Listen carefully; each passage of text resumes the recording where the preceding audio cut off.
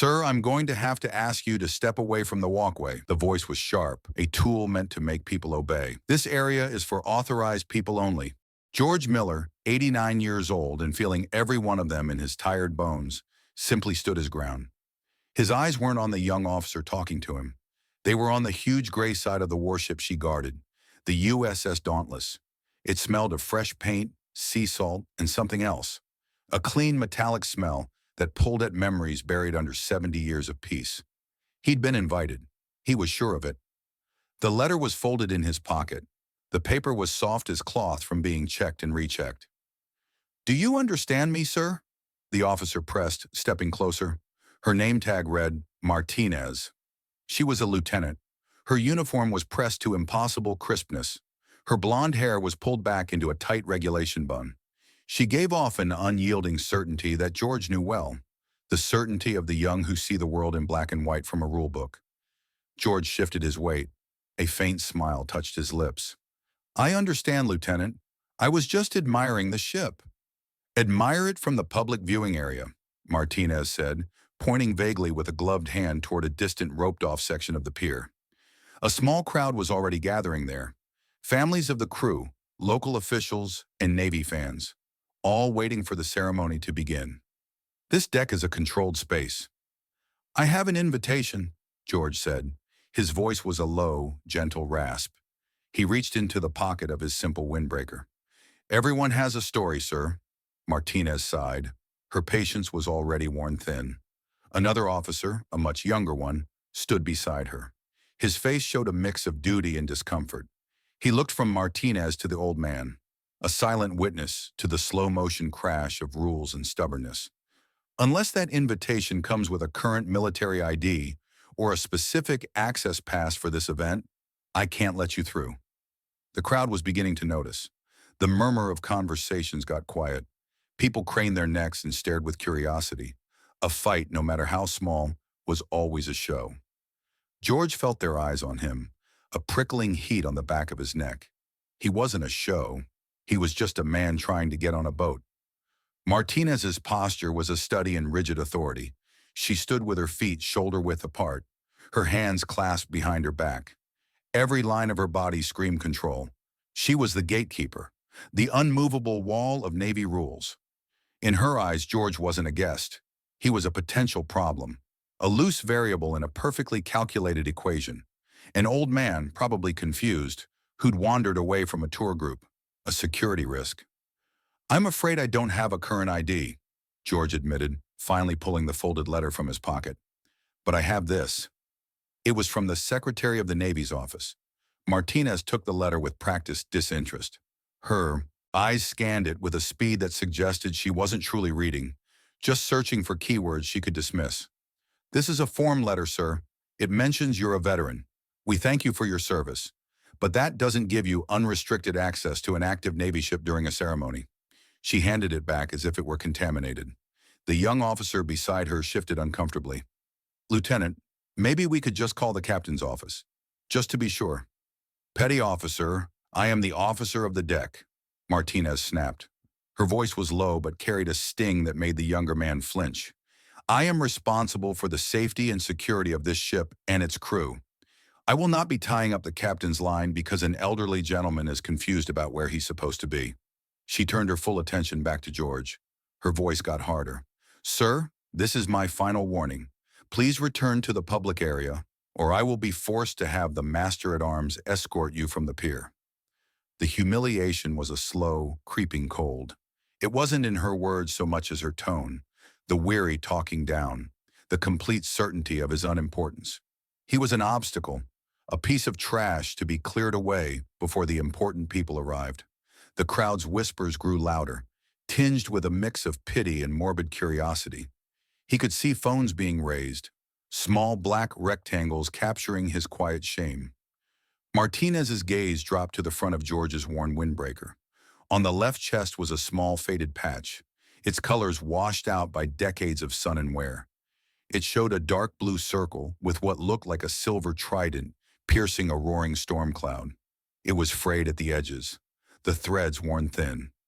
"And what's this supposed to be?" she asked, a faint mocking smile on her lips. She tapped the patch with her finger. Some kind of souvenir from your local VFW post? A reunion keepsake? The touch, the question, the casual disdain. It was a key turning a lock deep inside him. The busy pier, the gleaming ship, the murmuring crowd. They all dissolved for a fraction of a second. The world wasn't sound, but a deafening roar. The deep snarl of overloaded engines fighting a churning Black Sea. The air was thick, not with salt, but with the sharp sting of gunpowder and diesel fumes. A flash, not from a camera, but from an anti-aircraft gun on the shore, lit up the panicked face of a boy no older than 20. Saltwater spray, cold as ice, lashed against his face, mixing with sweat and fear. His own hand, young and powerful, gripped the sleeve of a flight jacket right over an identical patch, brand new and vibrant. He held on as the small boat lurched, threatening to throw them all into the freezing, unforgiving water. The vision vanished as quickly as it came, leaving George steady on his feet, his eyes clear. He looked at the lieutenant. Her face was a mask of smug certainty, and he felt not anger, but a deep aching sadness. She couldn't know. How could she? As Lieutenant Martinez prepared to deliver her final order, a man detached himself from the edge of the crowd. He was a chief petty officer. His face was a roadmap of long years at sea. His uniform showed the quiet authority of someone who had seen countless lieutenants come and go. He hadn't recognized the old man, and he didn't recognize the patch, but he recognized the look in George's eyes. It was a look of immense patience, the kind you only earn in places where patience is the only thing that keeps you alive. He also saw the uncomfortable shifting of the senior officers in the VIP section. They were beginning to take notice of the disturbance at the walkway. The chief didn't hesitate. He slipped his phone from his pocket, turning his back to the scene to shield the call. He didn't dial the master-at-arms. He dialed the direct line to the Admiral's assistant, who would be on the bridge of the Dauntless. "It's Chief Parker," he said. His voice was low and urgent. "You need to get the Admiral. There's a situation at the deck. Lieutenant Martinez is about to detain a civilian." "A civilian?" The assistant's voice was tiny, annoyed. "The Admiral is in a pre-brief. Can't the officer handle it?" "Negative," the chief said firmly. "That's the problem. The officer is the problem. Listen, the civilian is an old man. He's wearing a windbreaker with some kind of old patch on it. I don't know what it is, but trust me, you need to get the Admiral down here now." The chief's instincts, honed over 30 years of service, were screaming at him. This was not a simple security issue. This was something else entirely. On the bridge of the USS Dauntless, the atmosphere was one of controlled tension. Rear Admiral Harris, a man whose career was as sharp and polished as the stars on his collar, was reviewing the ceremony's final schedule with his senior staff. His assistant approached, clearing his throat apologetically. "Sir, a call from Chief Parker on the pier." Harris waved a dismissive hand. "I'm busy. Have him pass it to the command staff." "Sir," the assistant insisted, his voice dropping. He was insistent. "It's about a civilian being detained by Lieutenant Martinez at the walkway." The Admiral's brow furrowed in annoyance. "A personnel issue? Minutes before a major event?" Chief Parker said to mention a patch the man is wearing. He described it as a silver trident breaking through a storm cloud on a blue field. The words hung in the air. The busy chatter on the bridge seemed to fade into a dull hum. Admiral Harris stopped talking. His head snapped up. His eyes locked onto his assistant's. The annoyance vanished, replaced by an expression of sharp, disbelieving focus. "Say that again," the Admiral commanded. His voice was suddenly quiet and intense. "A silver trident, sir, piercing a storm cloud." Harris moved with a speed that startled his staff.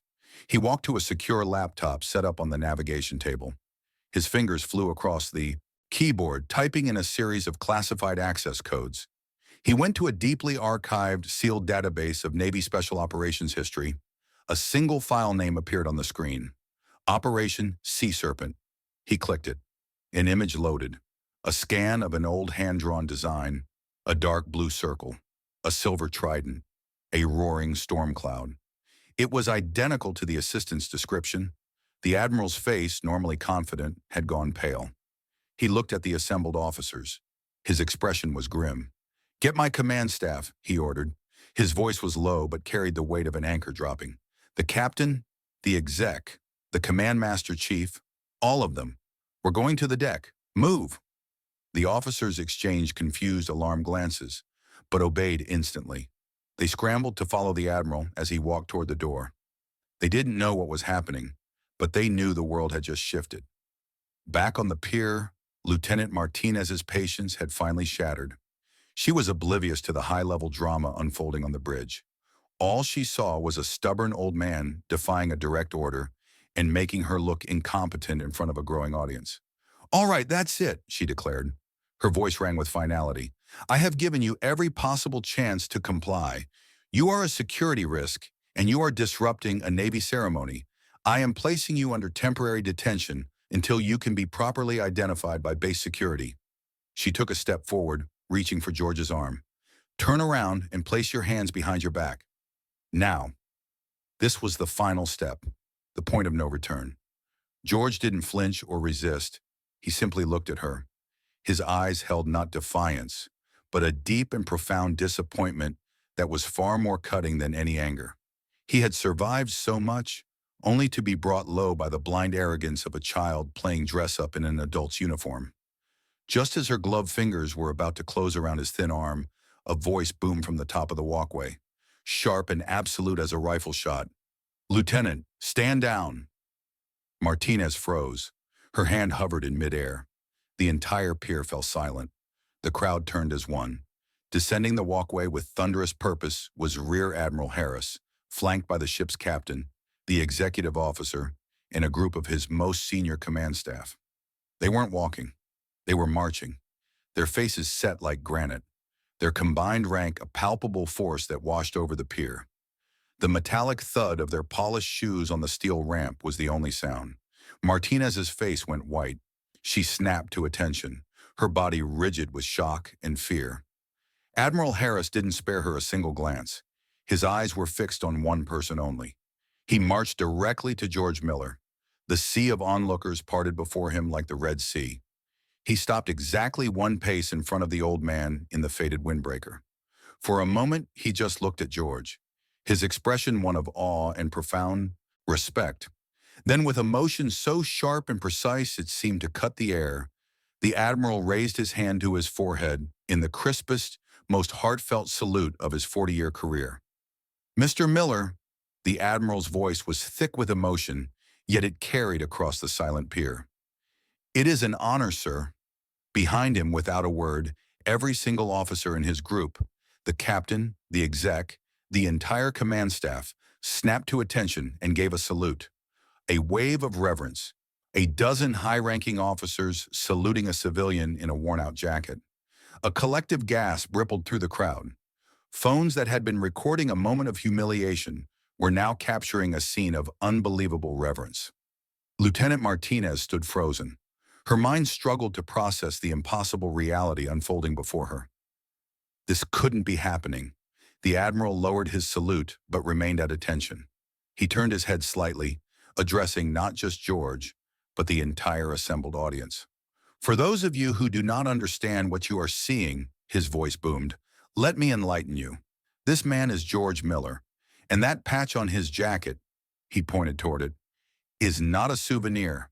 It is the emblem of a unit that officially never existed, a Special Operations Task Force from the Korean War, codenamed Operation Sea Serpent." He paused, letting the weight of his words sink in. In the spring of 1952, intelligence reported that 2 enemy cruisers were preparing to leave Wonsan Harbor to attack a U.S. carrier group. The harbor was a fortress, protected by minefields and shore guns. A regular airstrike was deemed too risky. So a team of 12 men, volunteers from the Navy's underwater demolition teams, the forerunners of today's SEALs, was sent in. The Admiral's gaze returned to George. They went in at night in rubber rafts, through mine waters, in freezing temperatures. They got past patrol boats and harbor defenses carrying mines. They attached those mines to the hulls of both cruisers, right under the enemy's nose. They were discovered on their way out. A firefight happened. Of the 12 men who went in, only 4 made it back to the submarine waiting for them. Those four men saved the lives of over 5,000 American sailors on that carrier group. Their mission was so secret it was sealed for 70 years. Their families were told they were lost in a training accident. He took a deep breath, his voice filled with reverence. This man, then Ensign George Miller, led that mission. He is the last surviving member of Operation Sea Serpent. The letter in his pocket wasn't a form letter. It was a personal invitation from the Secretary of the Navy to be the guest of honor at the ceremony of the ship, the USS Dauntless, named in honor of the courage he and his men showed that night. The silence on the pier was now absolute, thick with awe and shame. The crowd stared at George, no longer seeing a confused old man, but a titan of history, a ghost of unimaginable valor walking among them. Finally, Admiral Harris turned his eyes on Lieutenant Martinez. His voice dropped, losing its booming quality and becoming a blade of ice. "You stand on a deck bearing the name Dauntless," he said, his words precise and devastating. "A name meant to honor courage in the face of overwhelming odds. You wear the uniform of the United States Navy, a symbol of service and sacrifice. And with all that history beneath your feet and on your shoulders, you looked at a hero of that history and you saw a problem to be managed." He stepped closer to her. "Your job is to enforce rules, Lieutenant, but your duty is to exercise judgment, to see the human being behind the rules, to understand the spirit of the law, not just the letter. You saw a frail old man. You should have seen a piece of the very bedrock this Navy is built on. Your authority does not grant you wisdom, it demands it. You have failed that demand in a spectacular fashion. Report to my captain's office at 8 a.m. tomorrow. You and I are going to have a very long conversation about your future." The Admiral turned back to George, his expression softening into one of profound apology. "Mr. Miller, on behalf of the entire United States Navy, I am so deeply sorry for the disrespect you have been shown." George raised a hand, stopping him. He looked past the Admiral. His gentle eyes landed on the mortified, trembling Lieutenant Martinez. "Admiral," George said, his voice quiet but clear, "the uniform changes. The ships get bigger, the weapons get smarter, but the water is just as cold, and the fear is always the same. She was doing her job. Maybe a little too well," he added with a hint of a smile. "Don't be too hard on her. The best lessons are always the hard ones. I ought to know." As he spoke those words of grace, a final clear image bloomed in his mind's eye. The churning sea again, but this time from the quiet, dark interior of a submarine. He and the three other survivors wrapped in blankets, shivering uncontrollably, their faces marked with exhaustion and grief for the friends they'd lost. Their commanding officer stood before them. He held four small, newly made patches in his hand.